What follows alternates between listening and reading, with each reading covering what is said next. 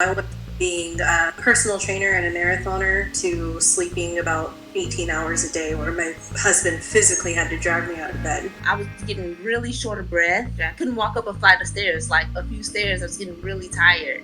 I was like kind of more gassy than normal, but you don't go from I'm more gassy to that's probably cancer, for good reason. Disclaimer, all cancers are different and they affect everyone differently, so the views expressed by these people are just our personal experiences and understanding of cancer. My name is Crystal. I was diagnosed with metastatic papillary carcinoma when I was 27 years old. Since it's metastatic, they've kind of deemed me chronic incurable, so it's managed, but it'll be here for the long haul. I had colon cancer in 2018, and I guess I've been in remission for a couple years.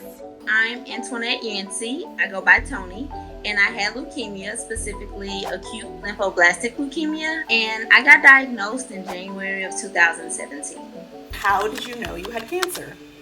Well, one day, it felt like it was overnight. I moved my neck back like this, and I'm like, whoa, I've got an Adam's apple. Where did that come from? And like I could move it around. I'm like, I'm pretty sure that's unhealthy. So I went to a doctor, and they ultrasounded me and diagnosed me same day. Colon cancer as a 25-year-old woman feels like a weird combo, but it happens. One Friday I woke up and just had some stabbing pain near my appendix, and it would stab me and I would be like unable to breathe, and then it would completely disappear. So I went to work, I went and I saw a play that night, I got laser hair removal done, I was just living my whole life, and then like once an hour I would get this incredible pain. And finally around 1 a.m. I looked to my then boyfriend and said, take me to the hospital. And 11 hours later, I was in surgery, and they were removing a blockage from my colon, and we would learn after some testing was done that the blockage was, in fact, a tumor. I was a really active person, and then I noticed that I couldn't work out the same. I was getting really short of breath. I couldn't walk up a flight of stairs, like a few stairs. I was getting really tired. So I knew something was wrong, just didn't know what. I started getting bone pain in my arms. Like I couldn't open a door by myself. I couldn't drive my own car. One time at work, they had to rush me to the doctor, and we went to an urgent care. Like I'm crying and in pain, and I'm not a real crier. And I'm just like, this is what's wrong with me. And she's like, oh, it's not that. It's just this. This is just a muscle strain. And I'm like, no, it's not. Like I played sports all my life. I know what a muscle strain feels like. And I just felt so brushed off. And I'm like, look at the bruises on my arms. I'm like, I didn't hit anything. Look at this. The words were, that has nothing to do with this. I left like in tears. I was so far gone when I was diagnosed, between 90 and 95% cancerous cells in my body, that you could have saved me almost a month. It's hurtful. It's hurtful for someone to just say, just not listen to you. I'm honestly, when I talk about it, I'm still upset till this day. What is cancer caused by? What a lot of people tend to think these days is lifestyle choices, but in my case, it was a genetic issue. And I did not find out about that defect until after I was diagnosed. Cancer is caused by a lot of different things.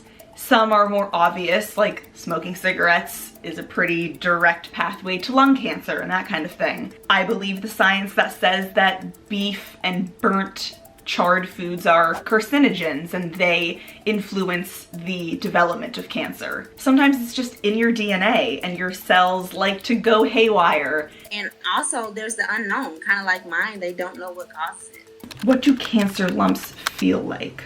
Well, mine felt firm, but it moved. And I heard that that's pretty typical. I've not asked other people, hey, can I feel your cancer lump? But I would imagine that they feel similar. I didn't have cancer lumps, but I can say that I had lymph nodes and they were swollen. And I knew something was wrong as well because my lymph nodes were so swollen that I couldn't turn my head. I didn't have any cancer lumps, but my understanding is that they tend to be hard and relatively irregular in feeling, and they grow over time. So if you find something, keep a close eye on it and see if it's growing. If you notice any change, go see a doctor. What does cancer feel like? Cancer is a son of a bitch. It robbed me of my energy. It robbed me of my time with my children. I was so tired. Cancer felt exhausting. I was really fatigued, but that was mostly my only symptom. Chemo is exhausting because it's literally a poison that's meant to kill all of the bad cells, but it also kills the good cells. So on one hand, you're like, yay, thank you for being here and keeping me alive. And on the other hand, you're like, you're making me feel like I'm dying. So it's a very confusing love-hate relationship. It's painful. Depending on which one you have, it's painful. You're just weak and exhausted and drained. When does cancer end? Some people feel like it ends whenever you get the no evidence of disease or whenever you're in remission. But I feel like even after that, it's going to be a lifelong battle because you'll never be the same after. You'll never feel the same. You'll have different perspectives on things. It's lifelong. For me, cancer is over and also it never ends. Technically speaking, they removed the tumor and there was no signs of cancer anywhere else, but I had chemo anyway. So once chemo was over, I really felt like cancer was over too, but I still go to the doctor for panels every 3 to 6 months, and I will continue to for years. So cancer's kinda never really over, in a way. I would say that's different for everyone. You have some of us who have long-term and lifelong effects from cancer, so it feels like it never ends. And you're always have that fear that it may come back, so you just feel like it never ends. Why do cancer patients shave their heads? Well, I can assure you, we don't want to. But it's gonna come out, and then if you don't catch it, it's like all over the place, like on your towels, on your pillows, it's everywhere. So it's good to just go ahead and shave it off. I think there's a lot of control in having your say in that instead of it just falling out naturally with the chemo. And with the type of cancer that I had, I didn't actually go through chemotherapy. I went through something called radioactive iodine. I didn't end up losing like globs like typical chemotherapy patients do, but I did have some hair loss, and that helped me to cope with it because I felt like it was on my own terms. When you feel like you have control over so little in your life, and you look in the mirror and you just don't see yourself anymore, shaving your head is such a powerful way to feel like you are making a choice. The moment I shaved my head is the moment I felt most like myself in that whole cancer process. When does cancer develop? With mine, they estimated that it was in my body for 13 years before they found it. I don't think there's any exact timeline. I know people who have been smokers their whole lives and never got cancer, and people who have never smoked a cigarette a day and got lung cancer. So that's part of what makes it so dangerous and confusing. Cancer basically develops when there's these bad or cancerous cells attacking your normal cells. That's a simplified answer, but usually that's what it is. When is cancer in remission? I believe medically cancer's in you complete your last treatment.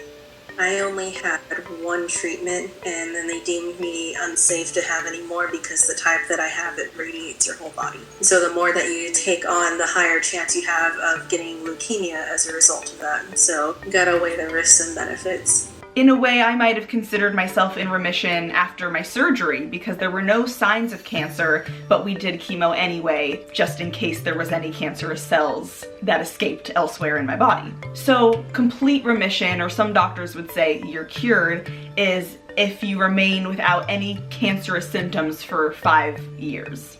But it depends on the cancer as well. For my acute lymphoblastic leukemia, they would have considered me in remission if it was under 5%. But usually no evidence of disease means you're in remission, or under a certain percentage, low percentage, you're considered to be in remission. Who does cancer affect the most?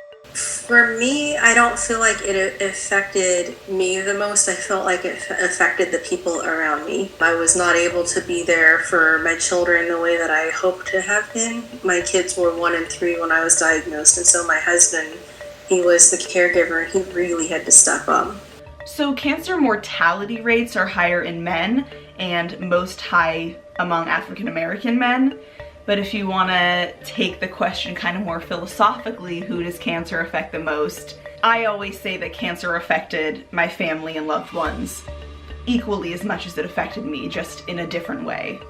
they were exhausted as well from helping because I literally couldn't do anything. And my family, they were real troopers, I can say that. Statistically, age-wise, it affects people 60 years of age or older, but sometimes 18 to 39 are just out here living and don't realize, like, hey, it can happen, so just be aware. This last part wasn't a commonly Googled question, but I would be remiss if I didn't end this video by saying the positive things that I got out of cancer, because there are positive things. Cancer has definitely made me open to new experiences where I wasn't as open before. So yeah, it's helped me to appreciate new adventures. It's helped me to appreciate and be open to new relationships and new experiences. It's really helped me a lot in that regard. I realized the importance of the big things and I let the little things go. You know the feeling when you have a stuffy nose and you're like, oh my god, I should have appreciated it when I could breathe. And then your stuffy nose goes away and you're like so grateful? That's how I feel all the time about life. It's very easy for me to go to bed and think, was I in any pain today? No. That's f***ing awesome. I wouldn't wish cancer on anyone, but I'm very grateful for the perspective that it's given me. Going through cancer, I realized how strong I am. Also, I met some amazing people that I'll never forget.